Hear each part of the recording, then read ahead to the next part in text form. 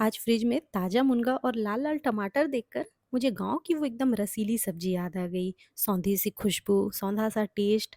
वैसे तो गांव में खाना चूल्हे पे बनता है, पर हम इसे गैस में भी एकदम देसी स्टाइल में बना सकते हैं, सिर्फ प्याज और टमाटर की ग्रेवी के साथ में। चावल के साथ में इसे खाकर देखिएगा, इसका स्वाद आप बिल्कुल भी नहीं भूलेंगे। और एक बार बनाएंगे तो दोबारा आपके घर में डिमांड जरूर आएगी इसे बनाने की।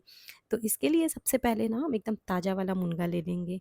बहुत ज़्यादा मोटा या पतला वाला मुनगा नहीं, एकदम मीडियम साइज़ वाला जो आता है वही वाला मुनगा लीजिएगा। और इस तरह से छोटा-छोटा काट के उसे अच्छे से छील लेंगे। वैसे मुनगा इतनी कॉमन सब्ज़ी है ना कि हर घर पे बनती है, लेकिन बनाने का स्टाइल थोड़ा-सा अलग होता है सबका। तो आज मैं एकदम गाँव वाले स्टाइल में, देसी स्टाइल में इसे बना रही हूँ। तो इस तरह से देखिए मुनगा को हम छील लेंगे। अब इधर हम एक बर्तन में थोड़ा-सा पानी गर्म कर लेंगे। पानी उतना ही लीजिएगा जितने में आपका मुनगा अच्छे से डूब जाए। अब उसमें थोड़ा-सा नमक ऐड कर देंगे। और मुनगा सूखे ना, इसलिए हम क्या करेंगे, उसे पानी में इस तरह से डुबा के छोड़ देंगे ताकि मुनगा एकदम ताज़ा और फ्रेश रहे। और इधर आद्विक की छुट्टियाँ चल रही हैं, तो वो भी मेरे साथ किचन में बिल्कुल हेल्प करने में लगा रहता है। मुझे तो लगता है भई बच्चों को थोड़ा बहुत काम सिखाना चाहिए। आपको क्या लगता है? ये पर्सनली मेरा मानना है। इधर चलिए मेरा मुनगा बॉयल हो रहा है और इधर आद्विक का चाय बन रहा है। तो दोनों एक साथ एन्जॉय करते हैं। देखिए इस तरह मुनगा अच्छे से बॉईल हो गया है। अब इसे निकाल के साइड में रख लेंगे। एक कढ़ाई में थोड़ा-सा तेल गरम करेंगे और उसमें हल्का-सा ना हल्दी डाल देंगे, बिल्कुल चुटकी भर डालिएगा। और मुनगे को डाल के इसमें 2-3 मिनट के लिए फ्राई कर लेंगे। मीडियम फ्लेम पे करिएगा जब मुनगा अच्छे से लाल हो जाए। तो इस स्टेप को स्किप नहीं कीजिएगा, इससे मुनगे का टेस्ट और खुशबू दोनों बहुत अच्छी आएगी, एकदम सौंधा-सा टेस्ट आएगा इससे सब्ज़ी में। हल्का-सा बीच-बीच में चला लीजिए ताकि मुनगा जो है वो चिपके ना। और इधर हम क्या करेंगे, प्याज काट के रेडी कर लेंगे। तो 2-3 मीडियम साइज़ का प्याज लिया है मैंने यहाँ पर। और उसे मैं तो पानी में काट के ऐसे डाल देती हूँ ताकि उसमें के जो तीखापन है, झाँस है, वो सब हट जाए। अब प्याज को ना इस तरह से पतला-पतला स्लाइस में कट करेंगे। बारीक नहीं कट कीजिएगा, इस तरह से पतला ही कट कीजिएगा। मुनगा देखिए अच्छे से भुन गया है, अब इसे भी साइड में निकाल लेते हैं। और उसी कढ़ाई में वापस से हम 1 डेढ़ चम्मच तेल गरम कर लेंगे। तो आप चाहें तो इसे सरसों के तेल में भी बना सकते हैं, मैं तो रिफाइन ऑयल में बना रही हूँ।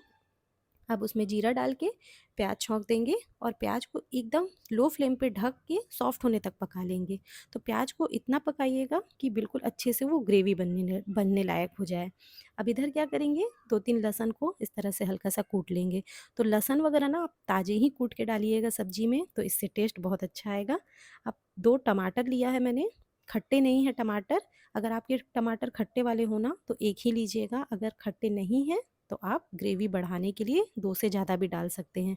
अब प्याज हल्का-सा भुन जाएगा तो उसमें डाल देंगे थोड़ा-सा नमक। और जो हमने लहसुन कूट के रखा है उसे भी डाल लेंगे ताकि वो भी प्याज के साथ में अच्छे से भुन जाए और उसका जो कच्चापन है वो हट जाए। साथ में थोड़े से मसाले, हल्दी, धनिया और लाल मिर्च। तो सभी की क्वांटिटी आधा चम्मच है मेरी। आप मसाला थोड़ा बहुत अपने हिसाब से एडजस्ट कर लीजिएगा। तीखा वाला मिर्च है इसलिए मैं यहाँ पे कम डाल रही हूँ। अब जैसे ही मसाला भुन जाएगा हम इसमें अपने टमाटर ऐड कर देंगे। और टमाटर को भुनना नहीं है, टमाटर मिक्स करके हम थोड़ा-सा पानी डाल देंगे और उसे ढक के एक उबाल आने तक अच्छे से पका लेंगे। अब जैसे ही इसमें उबाल आ जाएगा ना, एक बार इसे हम चेक कर लेते हैं। अब आप देख सकते हैं इसमें बहुत अच्छे से उबाल आने लगा है। अब इस टाइम पे हम इसमें मुनगा ऐड कर देंगे। मुनगा ऑलरेडी हमारा भुना हुआ है, हमने उबाल लिया था तो सॉफ्ट भी हो गया है। तो बहुत ज़्यादा इसे भुनने या पकाने की ज़रूरत नहीं है। जैसे ही मुनगा अच्छे से मिक्स हो जाए मसाले के साथ में, हम इसमें फटाफट पानी ऐड कर देंगे। तो जितनी गाढ़ी या पतली ग्रेवी आपको चाहिए उस हिसाब से आप पानी एडजस्ट कर लीजिएगा। मैं यहाँ पे आधा ग्लास पानी डाली थी। और ढक के मुनगा को हल्का सा सॉफ्ट होने तक पका लेंगे।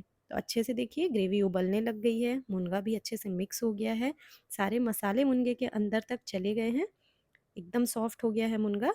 अब थोड़ी देर और इसे पका लेते हैं ताकि जो ग्रेवी है वो और थोड़ी सी थिक हो जाए। इस रेसिपी को आप ट्राई करके देखिएगा, अच्छी लगे तो लाइक और शेयर कीजिएगा और मेरे चैनल को सब्सक्राइब करके बेल आइकन ज़रूर दबाइएगा। तो यहाँ पर मुनगे की सब्ज़ी बनकर रेडी है, चलिए सर्व करते हैं इसे। देखने से ही बहुत टेस्टी लग रही है। तो मैं इसे चावल और थोड़ी-सी सूखी कुंदरू की सब्ज़ी के साथ सर्व कर रही हूँ। आप भी बनाइए, एन्जॉय